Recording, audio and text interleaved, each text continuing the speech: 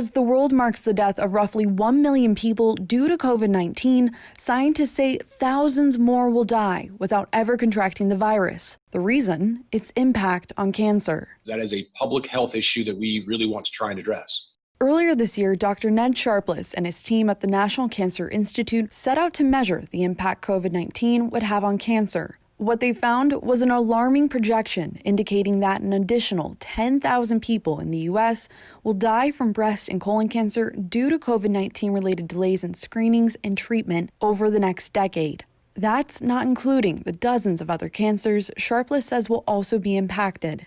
You know, when we made those assumptions back in March, we thought, wow, that would be really excessive. That would be surprisingly bad. And it's turned out to be much worse. Sharpless says cancer diagnoses have dropped by 50%, but the actual incidence of cancer has by no means declined that much, indicating a dangerous delay in intervention. For a disease like breast cancer, that's really important. You know, stage is the major determinant of outcome in breast cancer. According to Sharpless, some clinics in the U.S. have seen a 95% decline in mammography, which is the most common way of screening for breast cancer.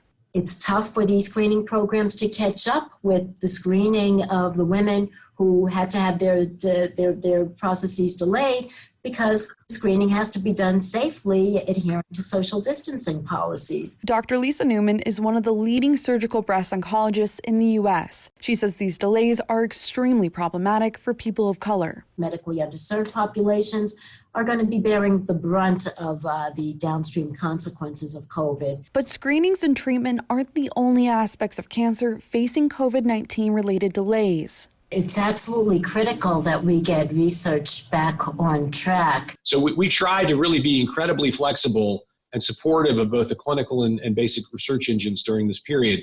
But there are some challenges for sure. Meanwhile, organizations like SHARE, a national nonprofit that works to support and educate women affected by breast, ovarian, and other cancers, have had to pivot during this pandemic. Our helpline calls are lasting twice as long as they used to in the past because women have so many things that are happening at the same time. I mean, imagine a person who's in the middle of COVID getting a brand new diagnosis of breast cancer.